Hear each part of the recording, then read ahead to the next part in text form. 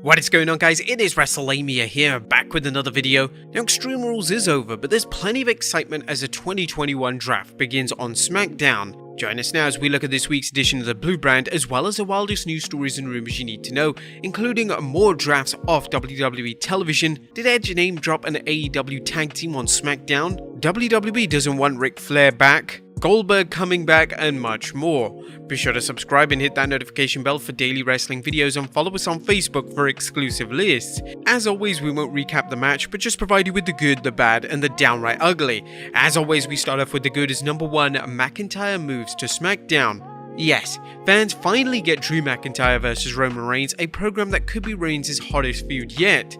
They did a great job with the two Titans encounter at the 2020 Survivor Series, with a finish that showed McIntyre was more than capable of defeating Roman Reigns. Now, the WWE needs to make the most of this program, as other than Brock Lesnar, it's difficult to think of anyone who seems capable of beating Reigns as the Scottish Warrior. Now, there are two things the WWE needs to figure out: whether to have McIntyre face off against Big E as the WWE teased on the 27th September, or save the match for somewhere down the road. They also have to figure out when to have McIntyre face Reigns. The ideal time might be between Survivor Series and WrestleMania, as the WWE tries to figure who the biggest opponent for Reigns can be at the 2022 Showcase of the Immortals. In fact, the Royal Rumble seems like a great place to have this match. But the problem with Drew McIntyre vs Reigns is that unless the WWE is willing to have Reigns lose, Drew is going to lose more momentum as a main eventer after failing to recapture the championship from Lashley and suffering a number of pinfall losses. The WWE has stated the draft doesn't go into effect until after 21st October's Crown Jewel, which means fans could see Big E give Drew a championship bout. Number 2, Edge drafted to Raw. Edge is back on Raw, which is great news for the Rated R superstar as well as his fans, simply because he's done everything he could on SmackDown. Edge challenged Roman Reigns for the Universal Championship, providing some good matches and helping to put the Tribal Chief over. His feud with Seth Rollins has been a hit, and it looks like it will end at Crown Jewel. But other than that, it's difficult to imagine Edge doing anything on the Blue Brand, as he's still a main eventer and shouldn't be working programs with Sami Zayn or Apollo Crews. Now, Raw presents some interesting possibilities, including a feud with Bobby Lashley as well as AJ Styles. They could even revisit Edge's feud with Randy Orton, but considering the limited time of dates Edge is obligated to work, that would be the epitome of lazy booking. Number 3, Jeff Hardy to SmackDown. Jeff Hardy's draft to SmackDown may seem odd considering it was drafted to Raw just 1 year back. However, there are plans of interesting matchups for Hardy, particularly a challenge to Roman Reigns. Not too long ago, Hardy discussed his wish to wrestle Reigns, and while the chances of Jeff defeating Roman are about the same as Matt Hardy returning to the WWE, it should be a fun match at least. SmackDown has developed a reputation for a show that focuses on excellent matches, and Hardy fits right in with this. Number 4, Flair, Banks, and Becky all back on SmackDown. Are Charlotte Flair, Sasha Banks, and Becky Lynch all on one brand? Well, fans of the women's division have to be thrilled at the prospect of seeing these three talents working against each other, and with any luck also help elevate the undercard.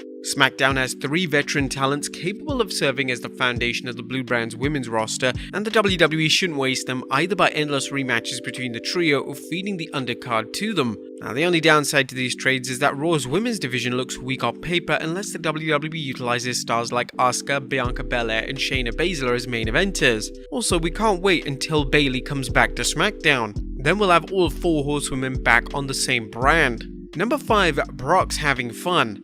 Brock Lesnar's appearance to announce his free agency, something which is no more a surprise than the news that Brock's interview was pre-taped so he could leave SmackDown early, suggests the Beast is enjoying his latest tour in the WWE. Brock seems energized and his interview was fun, much like when he had the Money in the Bank boombox. It's a sign that he's in the WWE to do more than cash paychecks with lots of zeros in them. Classifying Lesnar as a free agent is a shrewd move, as it allows the WWE to appease its television partners who have been complaining about the WWE putting so much top talent on SmackDown, and it creates a situation where Lesnar can be put into storylines on whichever brand needs a shot in the arm. But that was the good, or what about the bad? Is number 1, it's a New Day disaster. Why did the WWE split up the New Day again right after Big E rejoined Xavier Woods and Kofi Kingston on Raw? While we're excited by the prospect of the New Day vs Usos tag team program, why not go all in and pit all 3 New Day members against the Bloodline? The WWE has already shown that Big E doesn't need his New Day teammates to get over, and there's no other reason to split them up. Number 2, Home Invasion follow-up failure. Home invasion angles are good when used sparingly, so fans eager to see how SmackDown would book Seth's invasion of Edge's family abode were in for a big letdown. The biggest letdown, of course, was how implausible it seemed with the house being unlocked and no one being home. After all, if the WWE wants to make Rollins a creep, why not have him break into Edge's home, particularly when Beth and the kids are there, if for no other reason than to create a suspenseful situation. The WWE did no favors by failing to provide any kind of follow-up either.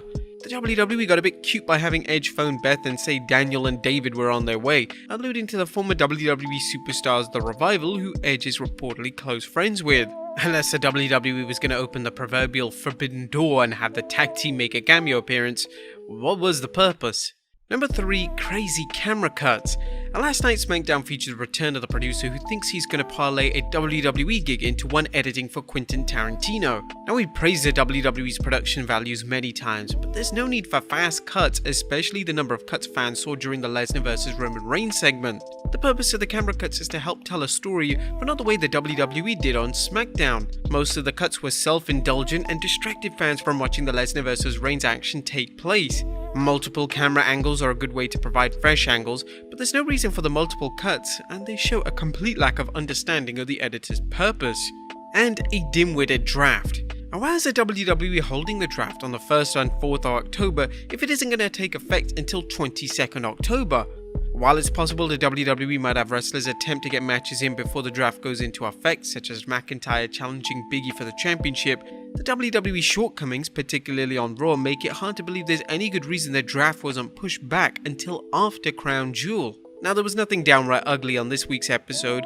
Now, there wasn't anything downright ugly, but this was only another draft that was ill-timed and another boring and uninspiring affair.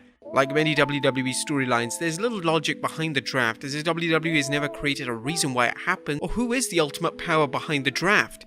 Do the networks have any say? Do authority figures Adam Pearce and Sonya Deville pick wrestlers in order to enhance both shows? The draft is a major mess riddled with implausibility, and so far the only purpose seems to be pleasing Fox by adding even more main eventers and angering the USA Network by watering down Raw further. What did you guys think of this year's draft? Let us know in the comments down below. Now let's move on to the news.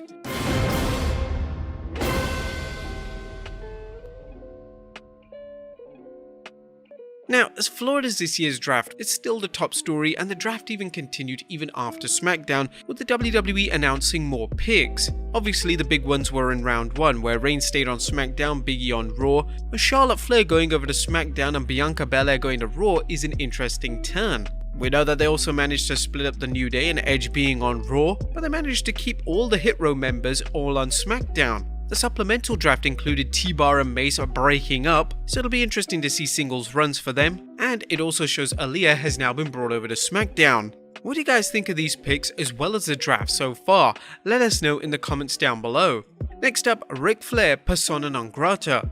As bad news for Ric Flair, as Ringside News is reporting the Nature Boy is persona non grata with executives from both USA Network and Fox. When asking about what WWE's network partners want, we discovered some interesting information. They flat out don't want Ric Flair back. We were told no network wants Ric Flair right now because he's a pariah. Fox wants nothing to do with him, and neither does the USA Network. Flair's depiction on the Plane Ride from Hell episode of Dark Side of the Ring has him cast in a bad light, and if the USA Network and Fox are adamant about keeping him off television, what does that mean for TNT? AEW may want Flair, but right now it would be bad business to put him on television, especially since the WWE would likely use to try and damage AEW's relationship with Warner Media. Next up, Goldberg scheduled for Raw. Bobby Lashley had better watch out this Monday, as Bill Goldberg is scheduled to appear on the 4th October Raw. Goldberg is itching for revenge after his SummerSlam bout with Lashley that saw Lashley win by referee stoppage after Goldberg injured his leg and was unable to continue. As vicious as Lashley's post-match attack on Dollar Bill was, the Almighty's attack on Goldberg's son, which had Lashley apply the Hurt Lock to Little Goldberg, has Big Bad Bill vowing to end Lashley. Look for a major confrontation this Monday, with WWE likely setting things up for a showdown at Crown Jewel. Next, Edge references FTR. And last but not least, as we mentioned earlier, Edge referenced his good friends Daniel and David during the segment where he called his wife after Seth Rollins broke into Edge's estate. Daniel and David, aka Superstars Dash Wilder and Scott Dawson, had some fun with Edge's comments taken to Twitter to let them know help was coming. Cash tweeted a gif from when FTR invaded Daly's place in their pickup truck, while Dash tweeted, "I'll go over there right now and beat his little bitch ass." What do you guys think of Edge's subtle reference to the two former WWE superstars? Let us know in the comments down below, and I'll see you next time with some more wrestling content.